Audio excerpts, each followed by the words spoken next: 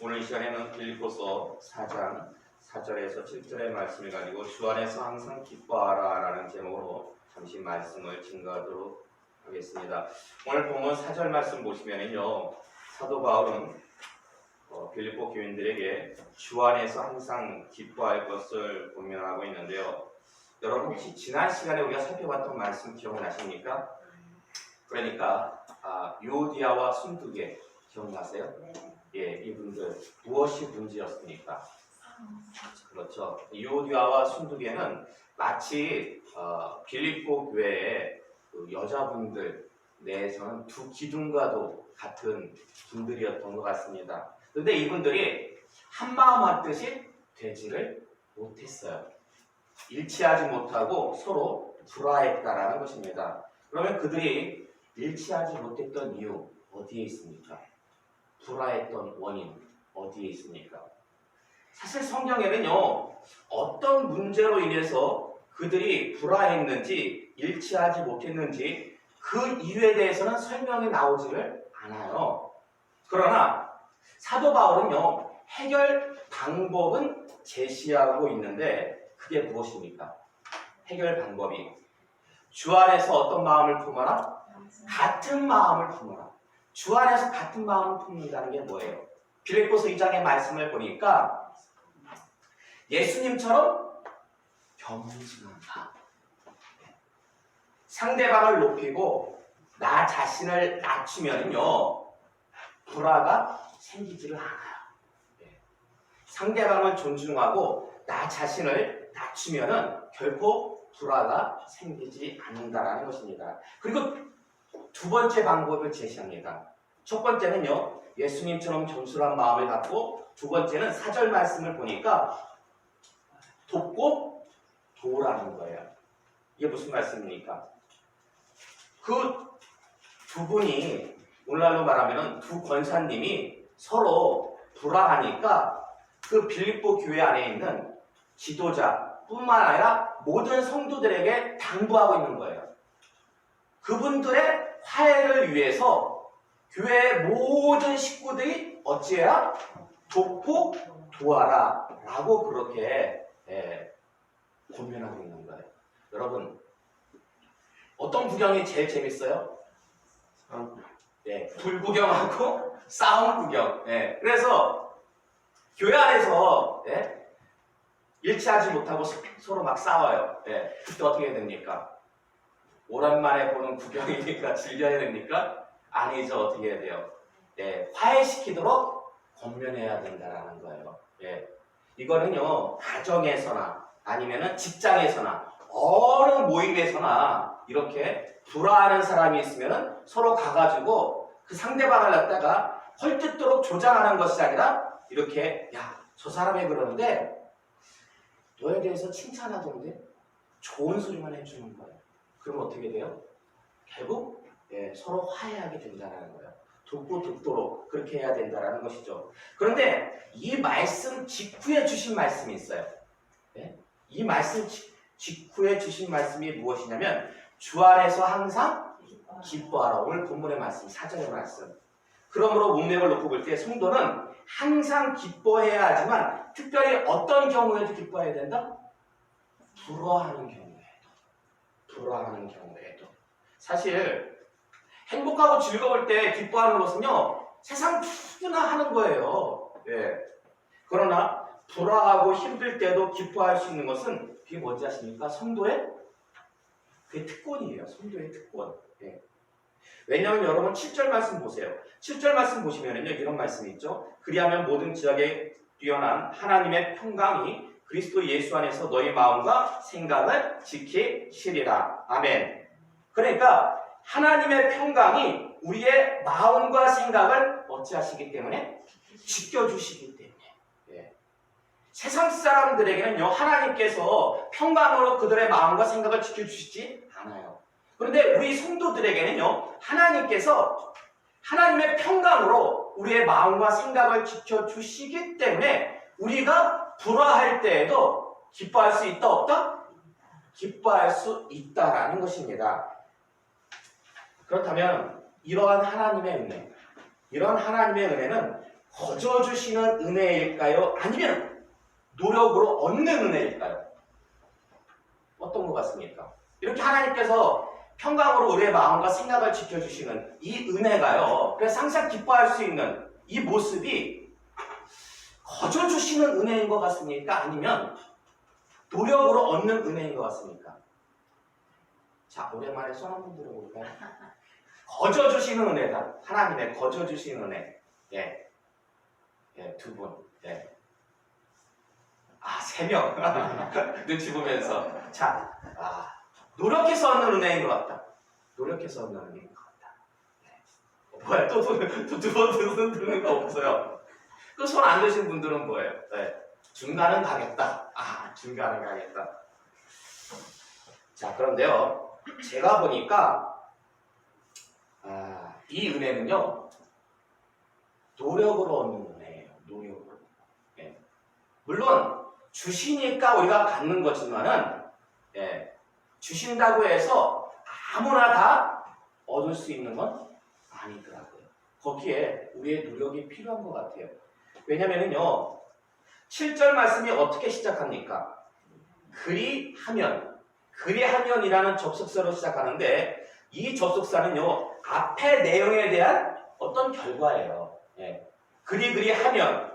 근데 그 내용이 무엇이냐? 바로 그 5절과 6절에 나와요. 5절과 6절. 먼저 5절 말씀 보시면은요. 무엇을 모든 사람에게 알게 하라? 관용을. 너희들의 관용을 모든 사람에게 알게 하라. 여러분, 관용이 뭡니까? 관용이. 예. 관대하게 되는. 네. 이 사전적인 의미는요. 남의 잘못을 너그럽게 받아들이거나 용서하는 거예요. 예. 남의 잘못을 이해해주고 용서해주는 거예요.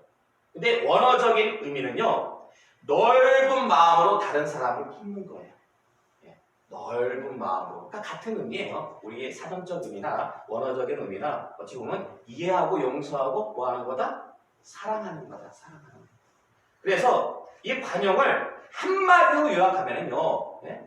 모든 사람의 관용을 베푼다라는 것은 결국 이웃 사랑이에요. 이웃 사랑. 예. 근데 여러분, 빌립보서 3장 2절의 말씀 볼까요? 빌립보서 3장 2절의 말씀. 예, 바로 앞장이죠. 자, 함께 공독할까요? 시작. 계도를 삼가고 행악하는 자들을 삼가고 몸을 상해하는 일을 삼가라. 아멘. 자, 누구에게 한 말입니까? 빌립보 교회 안에 있는 유대주의적 율법주의자들에게 한 말인데요. 자, 여러분, 이 유대주의적 율법주의자들은 빌립보 교회 성도입니까? 성도가 아닙니까? 그렇죠. 그들도 성도예요. 근데 지금 사도 바울이 그들에 대해서 뭐라고 지금 고백하고 있어요? 개들이래요. 행악하는 자들이래요. 손 할례당이래요. 그러면서 그들은 어찌하라고? 삼가. 아니, 유디아와 순두교에게는 돕고 도와라. 권하고 권하노니. 근데 이 사람들에게는 개들이래요. 삼가하래요. 자, 관용을 베풀고 있습니까? 베풀고 있지 않습니까? 그렇죠. 그런데 분명히 오늘 보면 5절의 말씀을 보면은 모든 사람에게 너희 무엇을? 관용을 베풀라고 얘기하고 있잖아요. 왜 앞뒤 말씀이 다른 걸까요? 모든 사람에게 관용을 베풀라고 하면서 왜 사도 바울은 그 빌립보 교회 안에 있는 율법주의자들에게는 개들이라고 삼가하라고 18절 말씀 보세요. 18절 말씀 3장 18절의 말씀. 자, 18절과 19절의 말씀 교도할게요. 제가 18절 공독하겠습니다. 내가 여러 번 너에게 말하였거니와 이제도 눈물을 흘리며 말하노니 여러 사람들이 그리스도의 십자가의 원수로 행하느니라. 그들의 마침은 멸망이요 그들의 심은 배요 그 영광은 그들의 부끄러움에 있고 땅의 일을 생각하는 자라. 아멘. 자, 요 말씀은 율법주의자들 뿐만 아니라 또 어떤 사람들이 교회 안에 있었냐면요. 반도덕주의자들. 구원받았으니까 마음대로 행동해도 돼. 그런데요. 그들을 뭐라고 지금 지칭하고 있냐면 18절 하반절의 말씀이니까 그들은 뭐다? 십자가의 원. 야, 세상에 성도에다가 성도에게 이런 말을 한다는 것은요, 어찌 보면은 가장 심한 거예요. 십자가의 원수라는 것은 한마디로 말하면 예수님의 원수라는 거예요. 그러면서 19절에 첫 번째 구절 보면 그들의 마침은 뭐다? 멸망이라는 거예요. 그들의 마침은. 이게 한마디로 얘기하면 지옥행이라는 거예요. 그들은 예수님의 원수니까 갈 곳은 지옥밖에 없다라는 거예요. 여러분, 근데 이 모습이 관용의 모습입니까? 관용의 모습이 아닙니까? 관용의 모습이라고 보기에는 힘들죠. 그러면 사도 바울은 왜 모든 사람에게 관용을 베풀라고 하면서 정작 본인은 율법주의자들한테는 개들이라고 삼가하라고, 반도덕주의자들한테는 십자가의 원수니까 그들은 지옥행이라고 이렇게 관용을 베풀지 못한 이유는 도대체 어디에 있는 걸까요? 자, 여기에 대한 해답은 제가 좀 이따가 결론에서 말씀을 드리도록 하겠습니다. 자, 말씀을 잠시 정리하도록 하겠습니다. 오늘 사도 바울은요, 항상 뭐 할 것을 권면하고 있습니까? 항상 기뻐할 것을 권면하고 있습니다. 그래서 항상 기뻐하면 결국 무엇이 임한다? 항상 기뻐할 수 있도록 여러분에게 무엇이 임한다? 하나님의 평강이. 그런데요, 기뻐할 수 있는 첫 번째 방법은 관용을 모든 사람에게 베푸는 거예요. 즉 이웃사랑을 실천하는 겁니다. 그러나 여러분 명심하시기 바랍니다. 이웃사랑도요, 관용도 무조건적이고 어떤 순서와 절차가 없는 게 아니에요. 우리가 잘못 생각하면은 어떤 사랑이라는 미명 아래 그냥 무조건 다 그냥 덮어주는 거? 부모님들이 자녀들 잘못했을 때 왜 회초리 듭니까? 사랑하니까 드는 거예요. 부모님들이 자녀들 잘못했는데 그냥 아유 내 새끼 이뻐. 어떻게? 어느 누구는 그러더라고요. 뭐 꽃잎으로도 때리지 말라고요? 꽃잎인지 풀잎인지. 제가 볼 때 그거는 성경적이지가 않아요. 왜냐하면 사람은요, 태어난 자체가 본성이 악해요. 그렇기 때문에 바르게 훈육을 해야 돼요. 그렇기 때문에 잘못했을 때는 회초리를 들어야 됩니다. 그게 바로 사랑이에요. 안 그러면요, 그냥 무조건 이쁘다고 덮어두면은 바늘도둑이 소도둑 되는 거는 시간 문제예요. 그렇기 때문에 바르게 훈육을 해야 되는데, 마찬가지로 훈육뿐만 아니라 사랑도, 이웃에 대한 사랑과 관용도요, 다 순서와 절차가 있습니다. 4절 말씀 자세히 보시면은요, 항상 기뻐하되 무엇 안에서? 주 안에서. 그러므로 이웃사랑도 관용도 무엇 안에서? 주 안에서. 자, 그렇다면은 주 안에서의 관용, 주 안에서의 이웃사랑은 무엇을 의미하는 걸까요? 주 안에서. 마태복음 18장 15절에서 17절의 말씀 볼까요? 마태복음 18장 15절에서 17절의 말씀.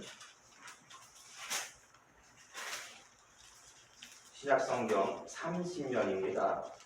자, 15절부터 17절까지 교독하겠습니다. 내 형제가 죄를 범하거든 가서 너와 그 사람과만 상대하여 권고하라. 만일 그러면 내가 내 형제를 얻은 것이요. 듣지 않거든 한 사람을 데리고 가서 두세 종의 입으로 말마다 확증하게 하라. 만일 그들의 말도 듣지 않거든 교회 말하고 교회 말도 듣지 않거든 이방인과 세례와 같이 여기라. 아멘. 자, 신앙생활 하다 보니까 교회 안에서 어떤 사람의 범죄하고 어떤 사람의 잘못을 알게 됐어요. 그때 여러분 어떻게 됩니까? 형제를 사랑하라고 했으니까, 관용을 베풀라고 했으니까 다 모른 척하고 눈 감아줘야지. 이거는요, 성경에서 말하고 있는 사랑이 아니에요. 분명히 잘못했잖아요? 그러면은 가서 얘기해야 돼요. 어떻게 얘기해야 돼요? 당신 잘못했으니까 당신은 죄인이야, 이렇게 얘기해야 됩니까? 아니죠. 성경은 지금 그렇게 얘기하라는 게 아니에요. 찾아가가지고 회개할 수 있도록 권면하라는 거예요. 그 부분 형제님, 자매님, 그 부분은 제가 볼 때 잘못된 것 같아요. 그러니까 그 부분에 대해서는 회개하시는 게 마땅한 것 같습니다. 이렇게 권면을 해야 돼요. 근데 그분이 마음이 완고해가지고 그 권면을 갖다가 받아들이지 않아요. 그럼 그 다음에 어떻게 해요? 에휴, 저 분은 권면 안 받아들이니까 그냥 포기하자. 내가 말 한마디 더 했다가는 원수가 될 것 같아. 그냥 포기하자. 근데 성경은 그러질 않아요. 예. 한두 사람 더 데려가래요. 교회 안에는 조직적으로 볼 때 구역장님도 계시고 권차님도 계시잖아요. 전도사님도 계시고 같이 가는 거예요. 그분들한테 얘기를 하고 아무래도 이거는 저분이 지금 잘못하고 있는 것 같습니다. 회개로 인도해야 될 것 같으니까 저랑 같이 가서 권면하시죠. 그래서 전도사님이랑 구역장님 데리고 같이 가서 권면했는데 어때요? 여전히 마음이 완고해가지고 그 권면을 받아들이질 않아요. 그럼 어떻게 해야 됩니까? 2번 했는데 안 되면은 교회에다 얘기해요. 목사님에게 아니면 장로님에다가 얘기를 해서 교회에서 공식적으로 목사님과 혹은 장로님이 가가지고 권면을 하는 거예요. 자, 이 부분은 분명히 잘못된 거니까 이렇게 하지 마시고 이렇게 바로 서시기 바랍니다. 그런데 교회의 공식적인 권면도 받아들이질 않는 거예요. 마음이 연구해서. 그럼 마지막으로 그렇게 교회의 공식적인 권면도 받아들이지 않으면 어찌하라고요? 어찌 여겨라? 이방인과 세리처럼 여기라는 거예요. 근데 여러분, 이방인과 세리처럼 여기라는 게 무슨 뜻인지 아십니까? 네? 교회에서 출교하는 거예요. 출교가 뭐예요? 네? 내보내라는 거예요. 내쫓는다라는 표현은 좀 그렇고 내보내라는 거예요. 교회 안에서 내보내라는 거예요. 디모데전서 1장 19절의 말씀 볼까요? 디모데전서 1장 19절. 신약성경 338면입니다. 신약성경 338면 디모데전서 1장 19절에서 20절의 말씀 교도할게요. 제가 19절 말씀 공부하겠습니다. 믿음과 착한 양심을 가지라. 어떤 이들은 이 양심을 버렸고 그 믿음에 관하여는 파성하였느니라. 그들의 후메네오와 알렉산더가 있으니 내가 사탄에게 내준 것을 그들로 훈련을 받아 신성을 모두까지 못하게 하려 합니다. 아멘. 자, 지금 사도 바울은요 디모데에게 편지를 쓰고 있는데 그 내용 가운데 무엇이 있냐면 교회 안에 후메네오와 알렉산더라는 사람들이 있었어요. 이 사람들이 상당히 그 사도 바울이 사역하는 데 있어서 어려움을 줬던 사람들입니다. 사도 바울이 볼 때는 그 사람들은 양심을 버린 사람들이야. 신앙인으로서 양심을 버리고 믿음에 대해서는 타선한 사람들이야. 그래서 그들을 누구에게 내주었다? 사탄에게 내줬대요. 사탄에게. 그 사람들도 원래 교인이었어요. 성도였어요. 근데 사도 바울이 그들을 누구에게 내줬다? 사탄에게. 여러분, 이게 관용입니까? 관용이 아닙니까? 아니, 참 내보낸 게 아니라 누구에게 내줬다? 사탄에게 내줬대요. 야, 이거 관용이라고 말할 수가 있습니까? 네. 자, 고린도전서 5장 5절의 말씀 볼까요? 고린도전서 5장 5절의 말씀. 신약성경 268면입니다. 신약성경 268면 고린도전서 5장 5절의 말씀 함께 공동하겠습니다. 시작. 이런 자를 사탄에게 내주었으니 이는 육신은 멸하고 영은 주 예수의 날에 구원을 받게 하려 합니다. 아멘. 자, 고린도 교회 안에도 보니까요 사도 바울이 사탄에게 내준 자들이 또 있었어요. 그런데 사탄에게 내준 출교시킨 이유가 분명히 나옵니다. 그 목적이 분명히 나와요. 뭐예요? 육신은 멸하고 영은 구원을 받게 하기 위해서. 육신은 멸하고 그 영은 구원받게 하려고 출교시켰다는 거예요. 여러분, 이게 무슨 뜻인지 압니까? 육신은 멸하고 영은 구원받게 한다. 이게 무슨 뜻인지 아세요? 교회 안에서 이 출교도요 권징에 해당합니다. 근데 여러분, 권징의 목적은 그 사람을 징계하는 데 있지 않아요. 권징의 목적은 그 사람을 회개로 이끌고자 하는 거예요. 그래서 건징도 큰 범위에서 보면은 사람이에요. 예, 건징도 사람이에요. 예. 출교하는 목적은 크게 두 가지예요. 첫 번째는 뭐냐면 그 사람을 출교시킴으로 그 출교 당한 자의 무엇을 유도하는 거예요? 회개를 유도하는 거예요. 회개를. 예. 그리고 또 한 가지는 뭐냐면은 그대로 놔두잖아요. 그분을 그대로 놔두면은 어떻게 될까요? 물들어요, 물들어. 다른 사람들도 보고, 저렇게 했는데도 교회에서 아무런 징계가 없네? 그럼 저렇게 해도 되나 보다? 예. 교회가 바로 세워지기 위해서, 교회의 영적 각성을 위해서 출교까지도 감행을 시킨다라는 것입니다. 예. 근데 어쨌든 지금 출교 당사자의 입장으로 볼 때에는, 예? 출교를 당했으면 마땅히 무엇을 해야 됩니까? 회개를 해야 되죠. 예. 그래서 회개하고 돌아오면 어떻게 해야 돼요? 받아줘야죠. 그게 목적이잖아요. 예? 회개하고 돌아오면 몇 번까지 그러면? 3, 4번? 그렇죠. 70번씩 7번이라도. 예? 어떤 큰 죄를, 예? 아무리 많이 지었다 할지라도 회개하고 돌아오면 다 받아주는 거예요. 예, 다 받아주는 거예요. 예. 그러므로 여러분 명심하시기 바랍니다. 관용이라는 것은요, 이웃사랑이라는 것은 무조건적인 용서가 아니에요. 무조건적인 용서가 아니라 반드시 무엇이 선행돼야 된다? 회개가 선행돼야 돼요. 회개가. 예? 그래서 교회는 출교까지도 감행하면서 회개를 유도하는 것인데요. 만약에 출교를 시켰어. 근데 그 마음이 여전히 완고해. 예? 그래서 끝까지 회개하지 않아. 아니, 회개하고 돌아오면, 예? 그냥 다 받아주는데 끝까지 회개하지 않아. 예? 그럼 어떻게 됩니까? 로마서 8장 26절의 말씀 볼까요? 로마서 8장 26절의 말씀. 고린도전서 앞장으로 넘어가면은, 앞에 보면은 로마서 8장 26절의 말씀. 로마서 8장 26절의 말씀.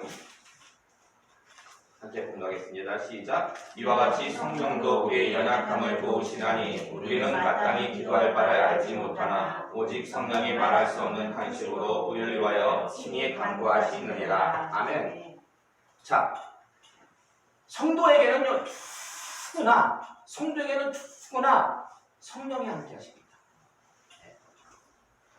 신앙생활 잘하는 분이나 신앙생활 잘 못하는 분이나, 예, 성도라면 예수님을 구세주로 영접한, 예수님을 주님이라고 고백하는 사람이라면 누구나 성령님께서 함께 하셔요. 그래서 그 성령님께서 함께 하시면서 하시는 일 가운데 한 가지가 뭐냐면은 말할 수 없는 탄식으로 우리를 위해서 기도하시는 거예요. 기도하시고 우리를 바른 길로 인도하시는 거예요. 예?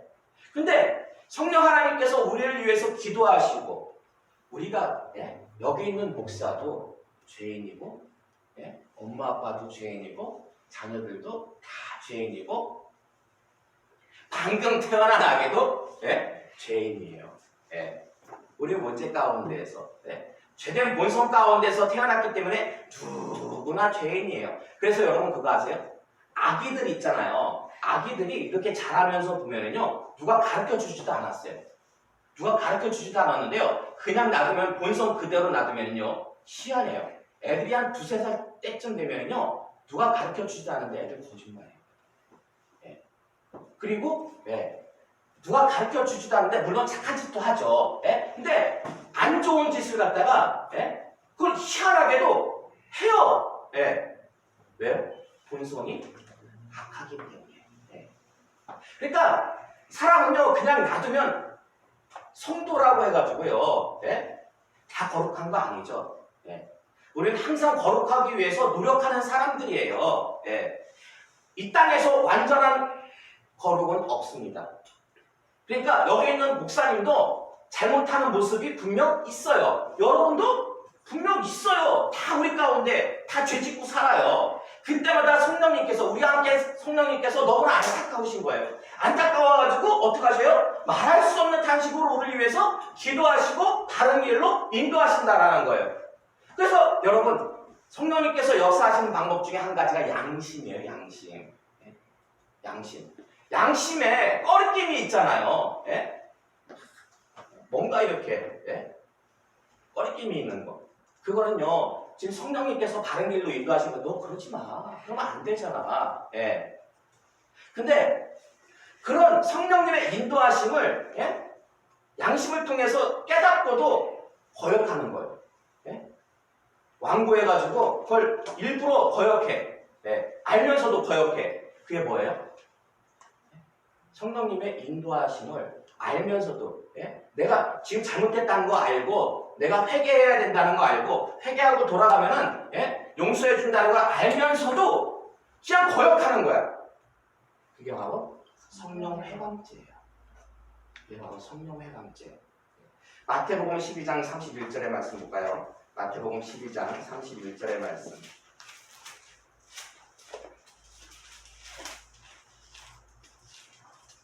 자, 마태복음 12장 31절의 말씀 함께 공감했습니다. 시작. 그러므로 내가 너에게 이르노니 사람에 대한 모든 죄와 모독은 사하심을 얻되 성령을 모독하는 것은 사하심을 얻지 못하겠고. 아멘. 누가 하신 말씀입니까? 예수님께서 하신 말씀이에요. 모든 죄는 다 사함을 받아요. 근데 성령 회방죄는요, 사하심을 받지 못해요. 왜요? 왜? 성령님께서는요, 우리가 무슨 죄를 짓든지 간에 다른 길로 인도하시잖아요. 그런데 우리가 그걸 거부하는 거예요. 알면서도. 거부하면은 우리가 회개를 안 하는데 어떻게 우리에게 용서가 주어지겠습니까? 여러분, 만약에 가룟 유다가 예수님 팔고 나서 회개했으면 하나님께서 용서해 주셨을까요? 안 용서해 주셨을까요? 용서해 주셨어요. 심지어 가룟 유다까지도. 제가 볼 때는 분명히 용서해 주셨어요. 예수님을 판 가룟 유다도. 근데 이 가룟 유다는요, 회개하지 않았어요. 죄책감에, 죄의식에 빠져가지고 그냥 잘못된 길을 선택한 거예요. 그러지 않고 회개하면 하나님께서 용서하심으로 제가 볼 때는 베드로나 사도 바울보다 훨씬 더 크게 하나님이 쓰셨을 것 같아요. 3년 동안 예수님을 따라다녔기 때문에 알아요. 제가 볼 때는 가룟 유다도 내가 이 큰 잘못을 저질렀지만 내가 회개하고 주님 앞으로 돌아서면은 반드시 용서해 주실 것이다. 그렇지만 회개하지 않았어요. 회개하지 않음으로 인해 가지고 잘못된 선택을 택함으로 결국 잘못된 길로 갈 수밖에 없었다라는 것입니다. 사실 성령 하나님은요, 출교당한 자라도, 교회 안에서 출교당한 자라도 포기하지 않으세요. 끝까지 간구하시고 회개로 인도하시는데 이걸 거역하면은 사하심을 받지 못한다라는 거예요. 사하심을 받지 못한다라는 거예요. 그러므로 여러분 명심하시기 바랍니다. 어떤 죄를 아무리 많이 우리가 죄를 지어도 회개하면 반드시 하나님은 용서해 주십니다. 그러나 회개하지 않으면 용서도 없습니다. 자, 이어서 6절 말씀 보시면, 오늘 본문 6절 말씀 보시면은요, 항상 기뻐할 수 있는 두 번째 방법이 나오는데, 그게 무엇입니까? 그게 뭐냐면, 기도와 감사. 근데 여러분, 기도는 누구한테 하는 거예요? 하나님께. 감사도 누구한테 하는 거예요? 하나님께. 그래서 이걸 다른 말로 표현한 뭘까요? 하나님 사랑. 항상 기뻐할 수 있는 첫 번째 방법이 5절에서는 모든 사람에게 관용 베푸는 것. 그게 다른 말로 하면 이웃사랑. 자, 6절 말씀 보니까 기도와 감사. 이것은 결국 하나님 사랑. 그러므로 우리가 항상 기뻐할 수 있는 두 가지 방법은요, 이웃사랑과 하나님 사랑이 있어요. 사랑이. 근데 시간 관계상 하나님 사랑에 대해서는요, 다음 시간에 말씀을 드리도록 하겠습니다. 자, 이제 결론의 말씀을 드리도록 하겠습니다. 오늘 우리는 주 안에서 항상 기뻐할 수 있는 첫 번째 방법, 그게 뭐라고요? 관용을 베푸는 거, 이웃사랑에 대해서 살펴봤는데요.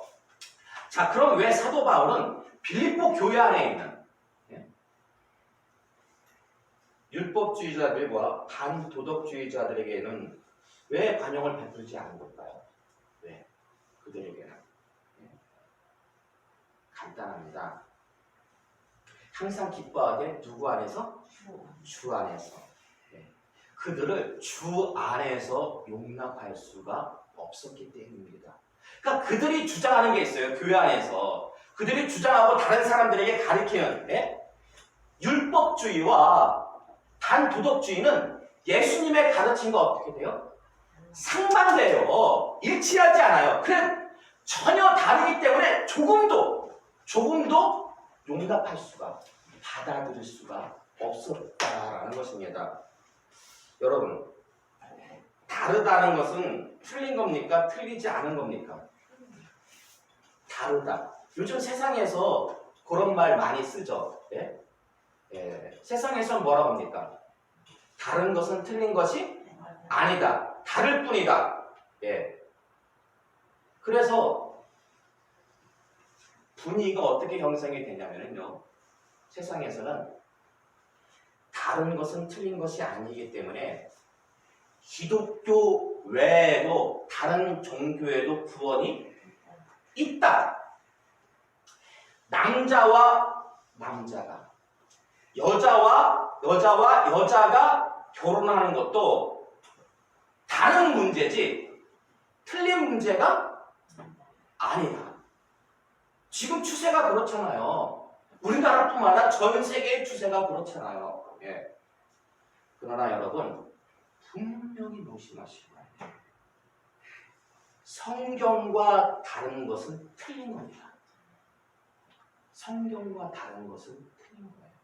우리가요, 어떤 살아가는 데 있어가지고 기준이 확실해야 돼요. 이 기준이 흔들리면요, 교회가 종교다원주의와 동성애에 넘어가는 것은 시간 문제예요.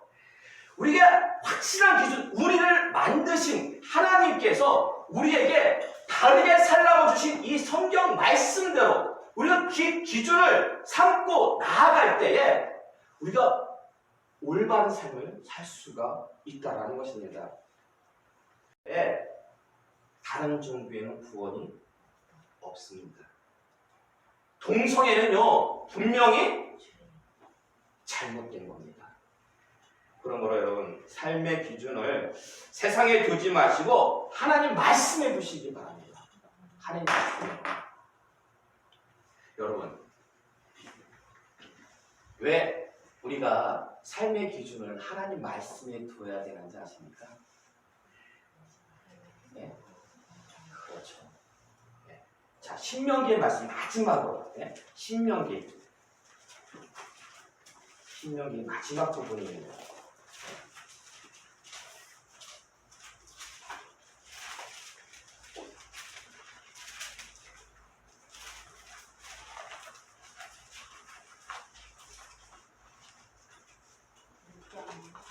신명기 33장입니다. 신명기 33장 29절의 말씀. 신명기 33장 29절의 말씀. 자, 함께 봉독하겠습니다. 시작. 이스라엘이여, 너는 행복한 사람이로다. 여호와의 구원을 너같이 얻은 백성이 누구냐? 그는 너를 돕는 반드시오 내 영광의 가리시로다. 내 도전이 내게 복종하려니 내가 그의 높은 곳을 밟으리로다. 아멘. 여러분, 행복하십니까? 삶이 행복해요? 어때요? 행복해요? 행복하지 않아요? 하나님은요, 우리가 행복하길 바라십니다. 행복하게 살기를 원하세요. 근데요, 행복하게 살 수 있는 방법은요, 하나님 말씀대로. 지금요, 모세가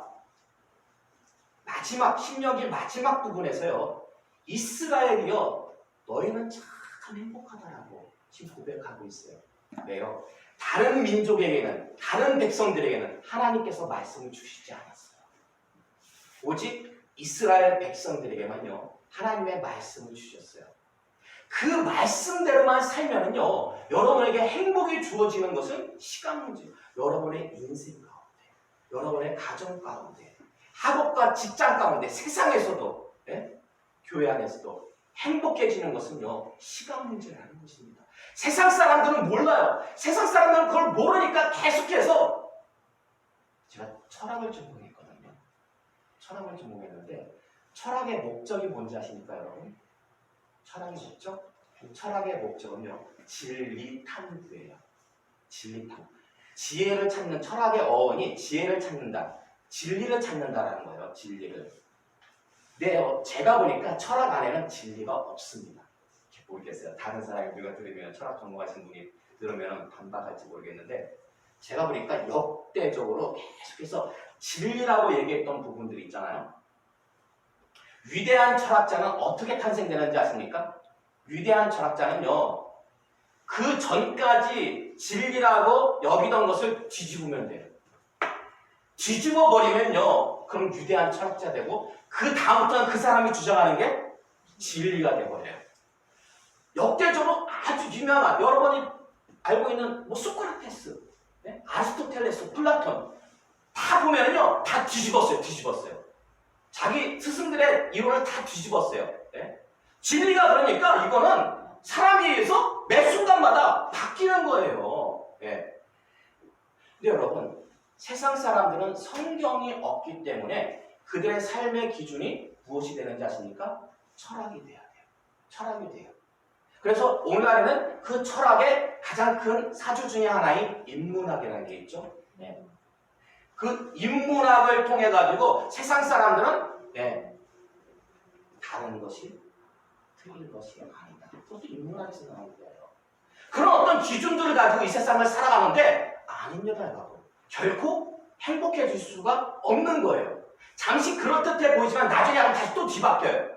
그러나 성경은 주어진 이후로부터 한 번도 뒤바뀐 적이 없어요. 그리고 성경대로 살아서 불행해진 사람이 한 명도 없습니다.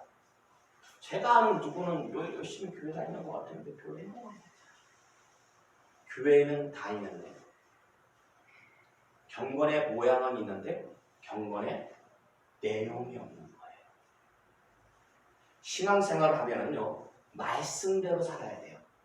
경건의 내용이 있을 때 여러분 진정한 행복이 주어진다는 것입니다. 그렇기 때문에 우리가 모든 삶의 기준을 주 안에서, 주님 안에서, 말씀 안에서 그렇게 우리가 살 때 여러분의 인생도, 가정도, 교회 안에서의 삶도, 세상에서의 삶도 행복해지게 될 줄로 믿습니다. 그런 행복한 인생과 가정 여러분 다 되시기를, 교회 되시기를 주님의 이름으로 축원합니다. 이 시간에 우리 함께 기도하기를 원합니다. 주신 말씀 기억하시면서요, 우리가 주님 앞에 서는 그날까지 항상 기뻐하고 항상 행복해하는 인생과 가정이 될 수 있게 해달라고. 그러기 위해서는 다른 방법 없습니다. 주 안에서, 말씀 안에서 우리가 바로 살 때에 그런 은혜가 주어질 줄로 믿습니다. 그런 귀하고 복된 모습 갖는 인생, 가정, 교회, 우리 사회생활 될 수 있게 해달라고 기도하기를 원합니다. 함께 기도하시겠습니다.